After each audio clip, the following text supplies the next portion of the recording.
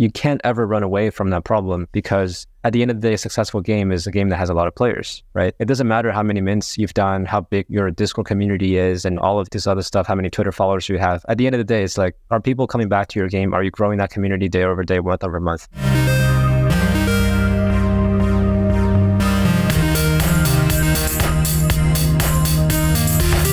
Welcome to Games Growth with Upptic, a podcast about the discipline of scaling digital games.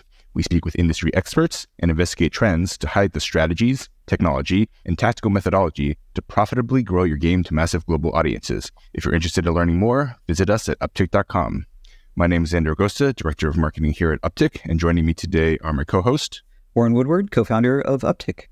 And our guest, Brent. I'm product manager at Fractal. Awesome. Thanks for joining us, Brent. Excited to have you. Excited to be here as well. Thanks, guys. Cool. So we're doing something a little bit different than the path we usually trace today. We're very much focusing on a pretty novel and interesting marketing and engagement tactic, and we think Fractal is really well positioned to talk about this. So I'm going to hold that for a second to explain exactly what it is. Brent, can you talk, for those who are uninitiated, can you talk a little bit about Fractal, what it is, and we'll start there. Yeah, for sure. So Fractal, we're a gaming company that is essentially trying to create this new approach to UA by designing a game. It's a game that you play by playing in games on Fractal. We'll try to gamify this whole player journey, anything from going to a game, playing the events and finding out about other games, creating these incentives and events to tie all of that into kind of a meta game and to use that to deliver players to games that want to work with us. What we learned when we talk to game developers is that as long as there's a game developers want gamers. And when people treat their games like it's a work of art, it's crafting, you would want to have people who are extremely engaged and high quality players into your game. And there's no better way to do it than to have a pre-vetted channel that's essentially just a game itself. Think of Fractal as an arcade. We're trying to run this really crazy program that sits on top of these games, this meta layer of incentives. And so everyone who's enjoying that arcade, you would want to get these players into your game because they've already been having fun there. Yeah, thanks for that overview, Brent. I have a follow-up question for just a little background on Fractal. Fractal is a business with Web3 DNA. Is there anything about the platform and about the strategies that we're talking to today that you view as Web3 native, or these kind of tactics using technology from Web3 that can be applied to gaming across technologies and platforms? Yeah, 100%. We started as an NFT marketplace. So Web3 blockchain stuff, that's in our DNA for sure. What we've learned since we launched was that there's a lot of interesting places where blockchain can make a lot of these gaming concepts a lot more straightforward and a lot more simple and a lot more compelling. Like, for example, something that we've been working on, crafting, where you pull these items out of the game and you craft them and you evolve them into higher level items. And when you do it on a blockchain, it makes a lot of sense because you have this marketplace to trade ingredients. You can have mint on demand happening in the game where you can complete an in-game event and mint an NFT for the user upon that milestone's completion. A user can then pull out of that item and trade it across marketplaces and have people collect them to craft. There's a lot of concepts that I think can use blockchain technology as an accelerator to be much more friendly and easy to use for players. And then on top of it as well, like this whole concept of ownership over items, that's a big thing. And I think that's a thesis for a lot of gaming companies in Web3 right now. And I think at some point, it's going to be something that redefines how gaming can be looked at for a lot of people. Yeah, that makes a ton of sense. So right now, the majority of your games that are on your platform are Web3 native. If someone's coming from the Web2 space, what is the best analog? I know there's not a one-to-one analog. Arcade's pretty good. Is it like Steam? What is the analog that you think is most comparable in the Web2 space? I would say out of all the metaphors, I'll probably stick close to the arcade analogy. We have a launcher. We don't want to be the next Web3 Steam because we don't just want to be a launcher. Like at the end of the day, what really matters for us is to create these fun experiences, these play experiences for players that are supported by a bunch of what we call product enablers. A launcher is a way for us to distribute a game and get someone to log into a game very easily. That's a product enabler. A site is a way for us to show people great content from the game and have them learn about the game. That's also an enabler. But at the end of the day, when you think about going to an arcade, you don't think about the machines, you don't think about the specific titles in there. There are compelling titles in an arcade that makes me want to go to there all the time. But at the end of the day, you're like, I want to go back because it's a really good experience. I've spent a good time there and I wanted to invite my friends there because I want to share that moment with them. And I think that's what we want to do at Fractal. And I also want to say that even though we started as an NFT marketplace and we have a lot of Web3 games on our platform, our product work with games from anywhere, because what matters at the end of the day for us is that we're a gaming company. And so whenever there's a developer, if there's a studio building a good game anywhere, we just want to be able to help them get the players that they deserve to have in their game. Doesn't matter what the stage of the company. So if that's powered by blockchain, if that's powered by AI, that makes no difference to us. We'll figure out a way to deliver the players over in a way that's most natural to both game developers and players themselves. Yeah, it makes sense. So if I were to kind of simplify that and kind of restate from my following of Fractal, I see what's a bit unique about Fractal is there's a lot of ways that you can discover a game. And to some degree, like that in and of itself is a bit of a commodity. But what I view as unique about Fractal is it's an activation and engagement platform as well, because you have more incentive to play a game on the Fractal platform than you would in, say, Steam, Epic Store, not to put other distribution platforms down. But this can be a win-win situation where it leads to perhaps a greater discovery and going deeper into games. I think if the thesis plays out, is that all like a fair assessment? I can't be leaking more about our roadmap, but you're exactly on the spot in terms of what we're trying to do. Basically, you can play a game anywhere. Well, ideally, we have exclusive titles, so you can only play it on Fractal. But the idea is you can play a game, but then it's 10 times more fun if you play it on Fractal with all of the incentives and the events and the experiences that we offer. Cool. I think that's a really good place to jump off to do the big reveal on what we're actually talking about today. We'll be talking about tournaments and how they're important as a growth tool, both in terms of retention and engagement. And so let's start right there. Talk about how Fractal is thinking about using tournaments as a lever for player engagement. And is this something that we need to focus Web3 about this, or is this just broadly, can we talk about games in general? We can talk about games in general. I think there's a specific set of needs that Web3 games have. They also tend to be a little bit more early stage than some of the more established Web2 games. There's probably like a unique intersection of needs and what we offer through tournaments that made it something that's popular within the Web3 game world. But we can talk about it broadly. So essentially what we call tournaments, it's one product feature that we have, which are like community leaderboard competitions. We've done different forms of tournaments where on the very kind of esports competition level, we hosted these like bracket tournaments where you have to sign up beforehand, you have to find a team, and then we do a big showdown with single double day elimination, and we put it on stream, we put it on Twitch. It's like a proper esports event. And then on the very casual side, we've also had, let's say, live events just happening in our Discord. People pop in, they have fun. Games like Fall Guys, for example, you just run forward and then you hope you don't get squeezed down the platform by someone else. And if you make it to the finish line, you're able to get something. We've run all of these. The most popular one that games wanted, and it worked well with the players as well, was the idea of an async leaderboard, a short to medium term event that anyone can jump in anytime.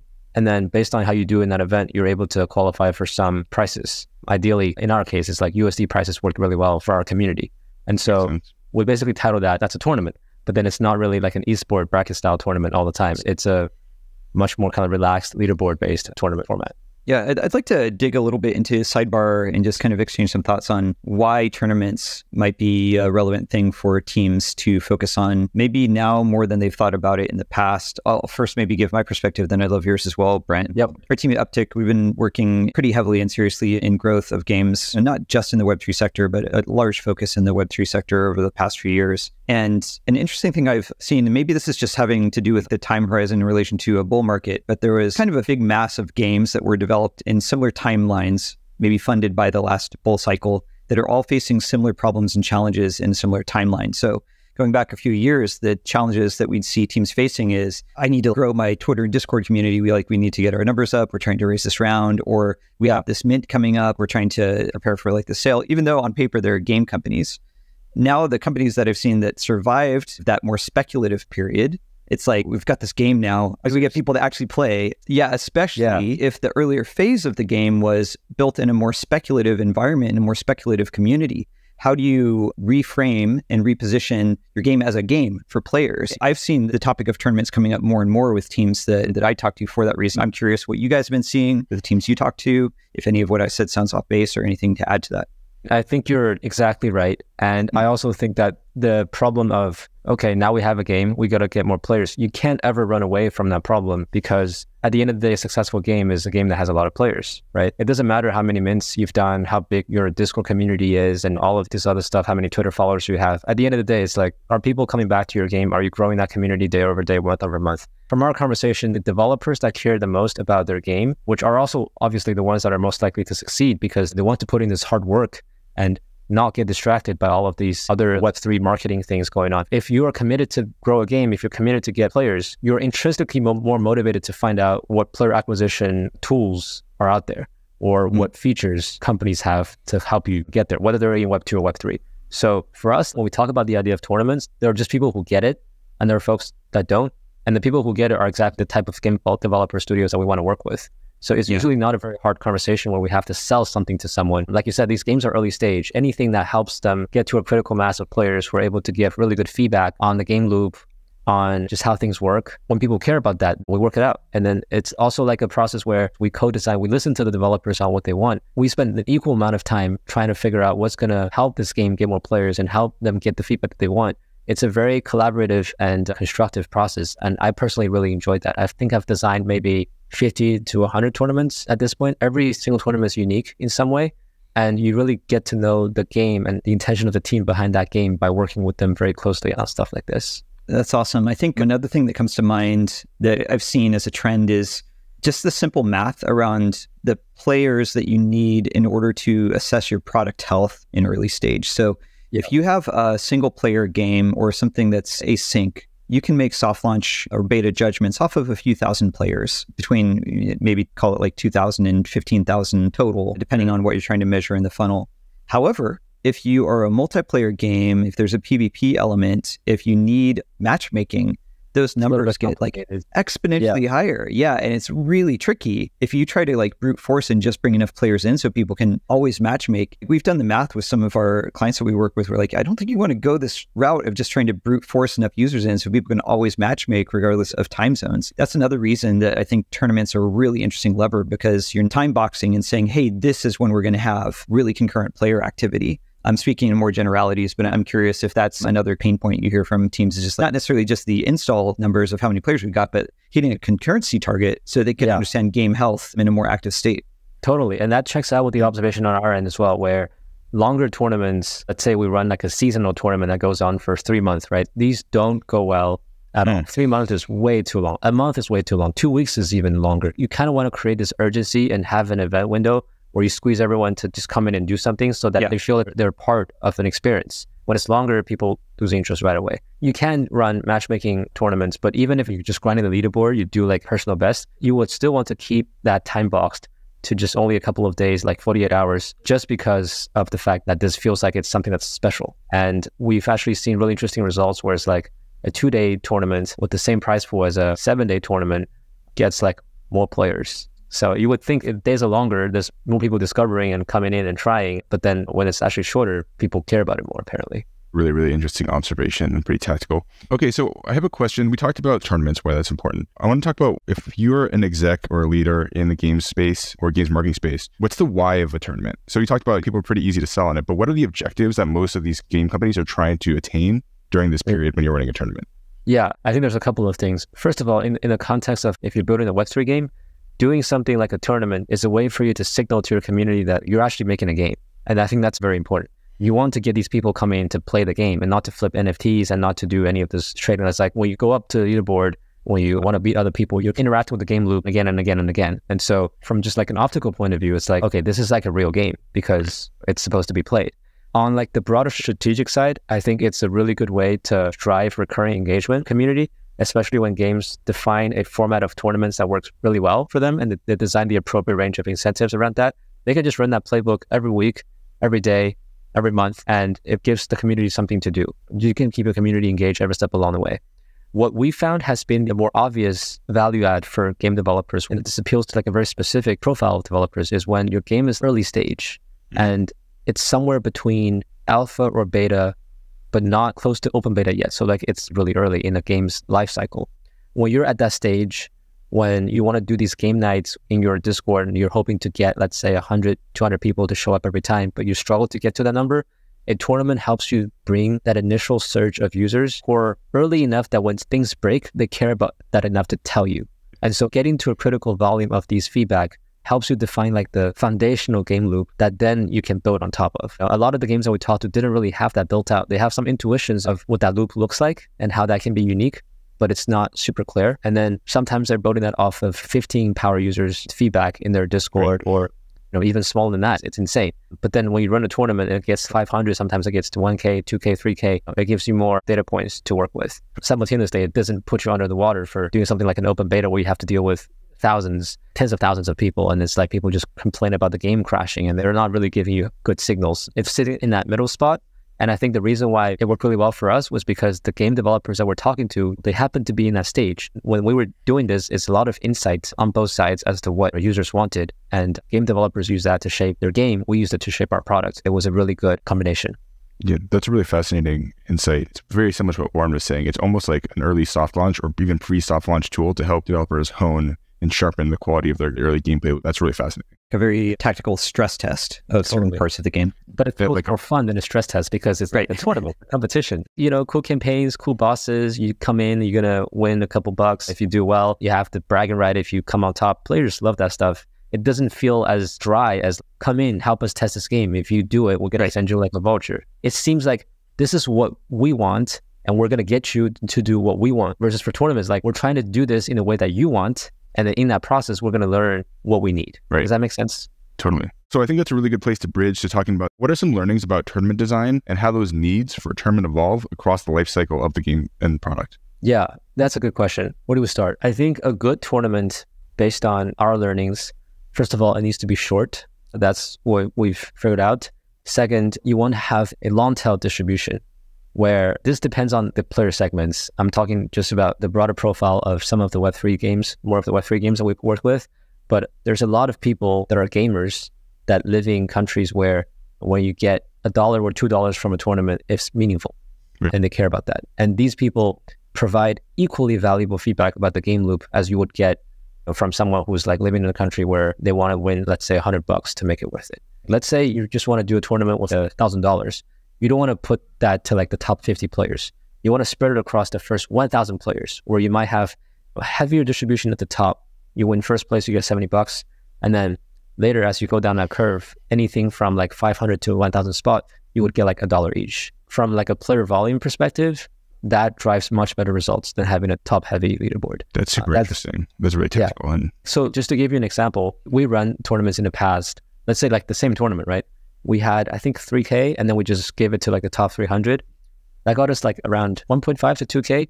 And then when we broke it into like the first 1,500, the number went to like 3.5K. And it was a completely different segment of audience we then attracted. But then when we looked into people who are making content about this, it was like, oh, people in Brazil, KOLs in Brazil were picking up about this and they're telling their followers, you can try this game and you can make real money by playing this game. Even $1 is like super crazy and meaningful because you can get by pizza, for example. That was a key learning that we had. The other one was when you're designing a tournament, you don't want to design something where it's very, very grindy. There's some leaderboards was like, it's 7 days, you kill as many zombies as you can. If you kill 1 million zombies, you can just constantly go up that leaderboard.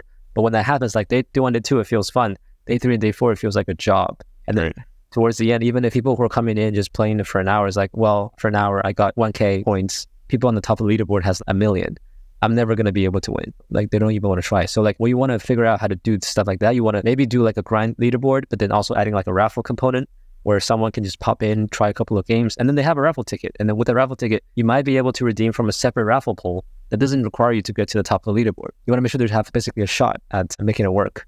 I would also say in terms of the rules, we've tried in the past where brackets and sign up and teams and big streamer showdown, you can put a big prize pool too. You can put 10K, like 50K. We've seen other companies do amazing prize pools.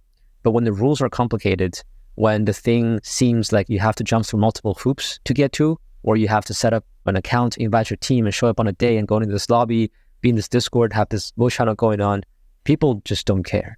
And too much work.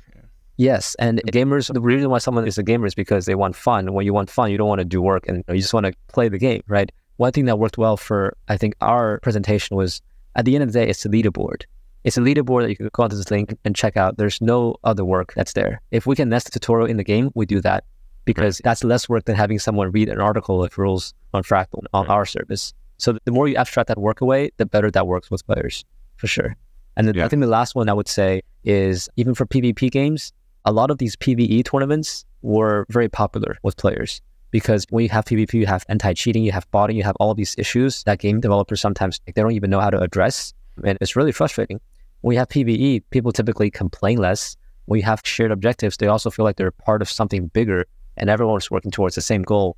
So even for like PvP FPS games, the most successful format that we did was Zombie Onslaught. And it's like, how many waves can you survive? And you can just pop in, do it yourself. You can do it anytime. There's a little bit of grind, but it works better than trying to pit people against each other. So like people complain about, I got versus this guy who was like #1 in like North America server. Like I had no chance of winning this at all. And it was like laggy and it was like computer issues and all that, you know? Stakes felt lower, which actually makes it more fun. Yeah, that makes a ton of sense. So like you gave a lot of insight there, but to summarize, Number one, simplicity. Make sure that it's easy to understand. Number two, broad-based prizes. Make it seem like anyone can have a shot and anyone can at least get some sort of participation. And then number three, focus on a PvE experience. It just seems to generally go over better. It's a decent summary of what you said. Do you see this change through stages of game maturity? That is to say, if they're early stage versus slightly more mature, are there nuances to the tactics that you want to employ? Yeah, 100%. I think just from what we've seen, the more mature a game gets, the stuff that they're trying out with us in tournaments just get built into the game. Like sometimes a game has a really simple loop of, let's say you go into a lobby, you set up this battle, we go, let's set up a tournament where you get like a trophy or something every time you finish this battle, and then we can see who has got the most trophy at the end.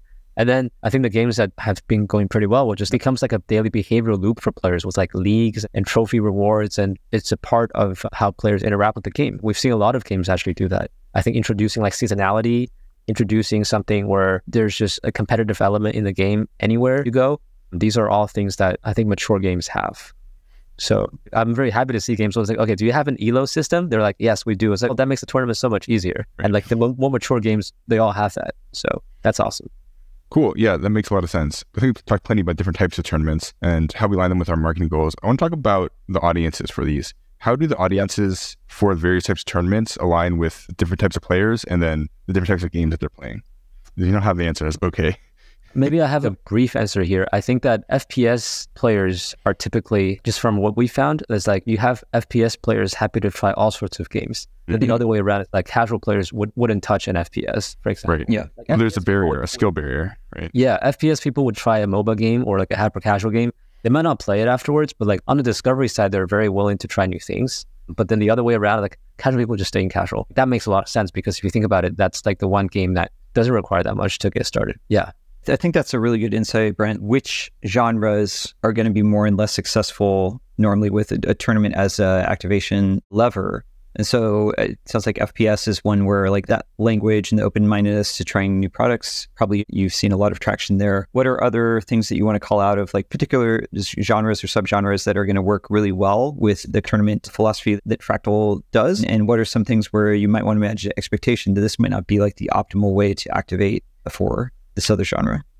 Yeah, I think just because inherently tournament has this competitive edge to it, I think games like FPS, MOBA, to some extent like MMORPG games as well, or like single player like Dark Souls, you really want to go through the skill grind to figure out how you can become a better player. These kind of games do like very well. Mobile games do extremely well when it comes to competitive stuff, when they have like trophy systems and stuff. What we didn't want to do was sometimes we talk to a game, they're like, we want a tournament. It was like, well, it's hard for us to fit a structure like this onto your game because it's not going to work with the game loop.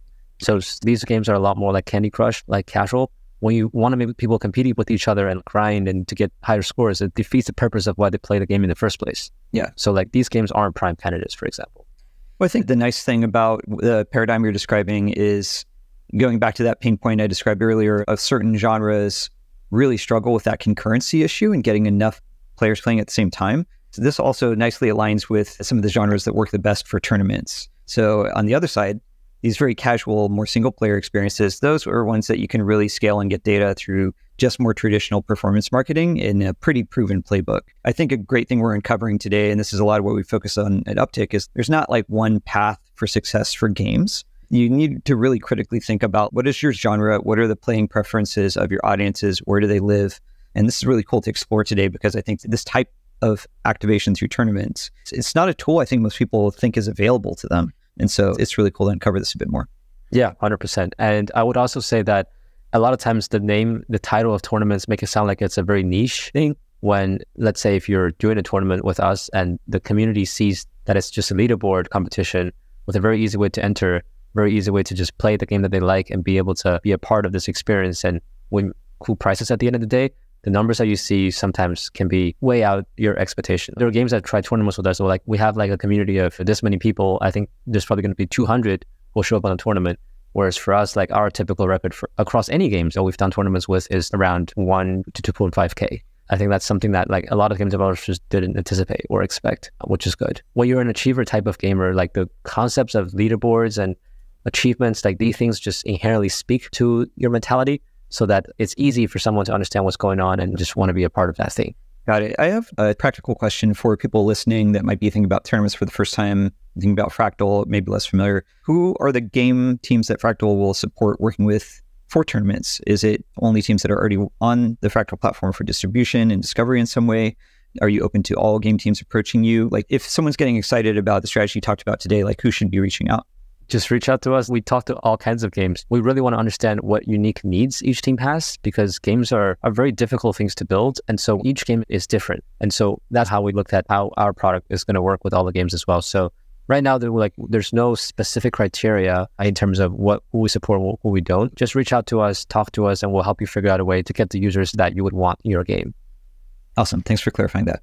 Yeah, that makes sense. So one other thing, sort of a bridge from what you guys were talking about before, what qualifies as success? And if this is an ongoing strategy that you guys enfold into a game's growth strategy, how do you think about optimizing your tournament strategy over time? How do you measure success? What are the metrics? And then how do you think about optimizing those metrics over time? Like success for us or for the games? Both. Our audience is probably most interested in to think about how they can think about this as a way that they can grow engagement and growth within their games. And so I think maybe starting there, and then if you want to talk about broadly how this all fits together, it's Fractal. I think that also is helpful. Yeah, for sure. Through tournaments, we define success for the games as in, but you're basically growing your DAUs. You're seeing more people come in and getting more interested in the game. And then it's up to the game to figure out how to rework, how to improve their game loop to make sure that their retention is great. When you have a good retention, it would be like you're just basically getting more users through events like this. And when you run recurrent events, your community grows. I wouldn't call it community, so your player base grows faster, and your game is bigger and people are talking about it more. That's a very easy way. We've helped a couple of games get to that stage, and it's very obvious when that's happening. It's almost like you've hit product market fit as a startup. For us, like I said, tournaments is part of our product feature, and it works really well for a specific category of games that's in that stage. For games in earlier stages, later stages, different needs, we have other products that would support that. So for example, Launcher for distribution. We have extremely alpha early stage testing with a live group of power users that we manually run. We have live events that we do in our community Discords. And we have, for more established games, we have things like achievement systems, points and rewards. These things can work when the game loop has been like test and proven, and the game has a lot of players who are already engaged in the game behavior every day. So it just depends on what a game wants. Like I said, it's like an arcade. They have all these different ways an arcade can work, and tournaments, it's a part of the rules. It's like one of the stations there, basically. Makes a ton of sense. One last question is, let's talk about a major outlier success case. So I think you hinted at a few of them before, but if someone runs a tournament, what is one example of something that's been really successful on running a tournament on the Fractal platform? Does it have to be an outlier? Like it can be whatever. Like, I mean, just like talk about a success. Talk about a success case. Yeah. Yeah, I think we want to help our listeners understand what this looks like as it pans out. Yeah, for sure. So one of our community favorite games, EV, was an early client. We got to know them when they had a really successful game in the Web 2 world, and they were thinking about strategies in Web 3, wrapping their head around NFTs, mints, and all of these cool things that people were doing at the time. We talked to them. We were like, let us be a partner and help you figure out this journey together. And then we listened to their needs. And like you said, back then in the days, a lot of people were doing things without asking why. So like people were doing the mint, let's do a mint, right? And then so for us, we were like, okay, why are we doing a mint? We want to raise some money. We want to give your early alpha access group privilege in some of these things. But at the end of the day, it's a game, right?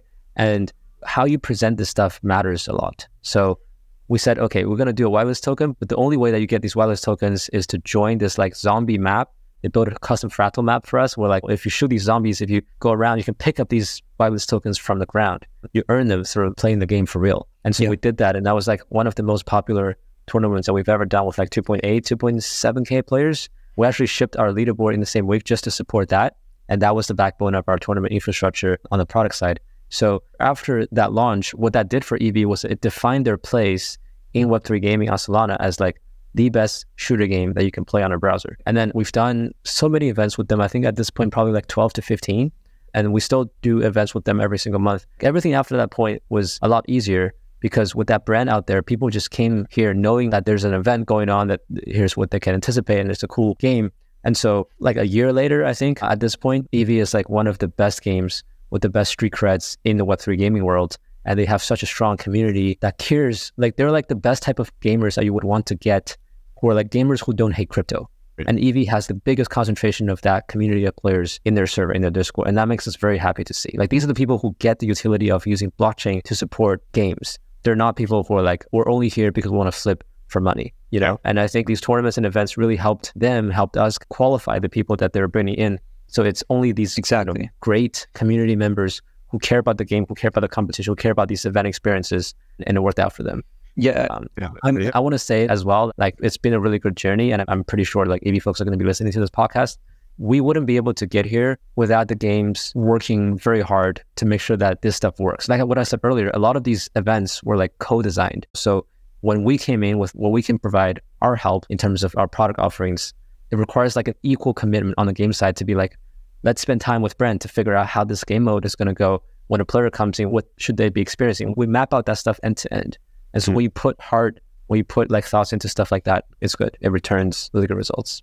Yeah, they're a really special game team, I think, especially in the Web3 space, because it is so easy to get started. I had never heard of them. I Googled it, I clicked a button, and I was EV. For EV. Yes. And it like blew my mind. I was like, holy crap, why don't more Web3 games do this? Same thing. It's a game that could scale. So that was just...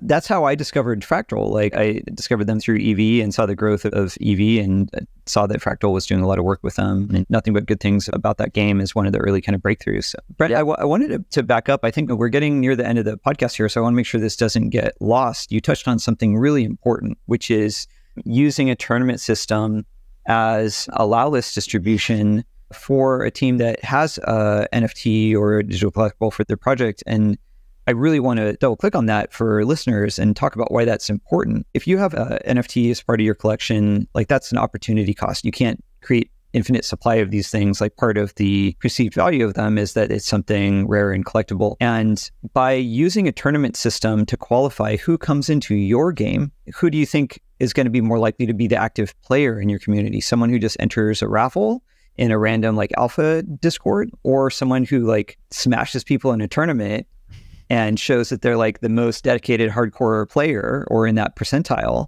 and earns it that way? It's very intuitive who's going to actually be more likely to be the engaged actual player, not just speculator in your community. So that's definitely, I think, one big takeaway for people today. If you're thinking about how to allocate for an upcoming mint, if you're making a Web3 game, think about tournaments so you get those really qualified people. Yeah, I want to add in a point here, and this is a problem for Web3 gaming overall. Games can be oftentimes very disappointed to know that there's a community that they've built through marketing, and there's a community of players that they would need to eventually figure out in order to grow their game. Even for questing, is follow us on Twitter, follow us on Discord, or like this trailer, like this YouTube video. When you do these things, you can build up these numbers very quickly. But at the end of the day, you need to really figure out how many of these people are going to come in and play your game because the game is fun. And if you don't have that, like that second set of numbers, if you don't have that, it doesn't matter how many followers, how many likes you've got elsewhere, how much marketing resources you've invested, your game is not going to work. And then if it's a Web3 game project and the game doesn't work, eventually things will just crash and burn, right? So the reason you captured perfectly, Warren, is you want to do more things like tournaments, and you can keep the marketing aspect there, but just don't throw out the gameplay, the player aspect away, because the further you go from there, the less likely you actually develop a game that players like. And so the less likely you will succeed in the long run. Awesome. Cool. That was great. I think we're going to wrap there. Brent, really, really interesting new lever that I think not a lot of games teams are really focused on. And so really excited to learn more about that. If someone wants to get a hold of you or learn more about Fractal or get started with killer tournaments, how can they do that? Just come into Fractal. There's a contact button. So you should be able to just talk to us from there. At fractal.is. Yeah, Fractal.is, that's right. And we're revamping our sites. By the time this podcast is out, our site is going to look very different, which I hope everyone will like. But you should be able to talk to us directly on the website. Awesome. Yeah. And I'll just quickly add, we've had a couple of our partners and clients at Upptic that have also worked with Fractal, and they've said nothing but amazing things about the platform, about the people there. And so definitely, if you're not familiar with the Fractal team, like they're all super nice and awesome people. Definitely reach out to them and see if there's opportunities together. Thank you so much. Appreciate it. Thanks, everyone. As always, the podcast was brought to you by our team here at Upptic. Here at Upptic, you probably know, if you're listening this far, we do all things to help games grow. We work across gaming technologies. We work in PC, mobile, Web3. Everything is becoming the soup of technologies and platforms these days. And similar to what we talked about with Brent today, it's all about finding the optimal path of growth for every game, which is often quite unique. So we do all the services to support this. We do user acquisition, Web3 native marketing, creative development. And we have a really sweet set of in-house tools that our engineering team has built that give the games we work on unfair advantage in the space. So if any of that's interesting to you, feel free to reach out to us through the website. It's upptic.com. It's upptic.com. Awesome. Talk soon.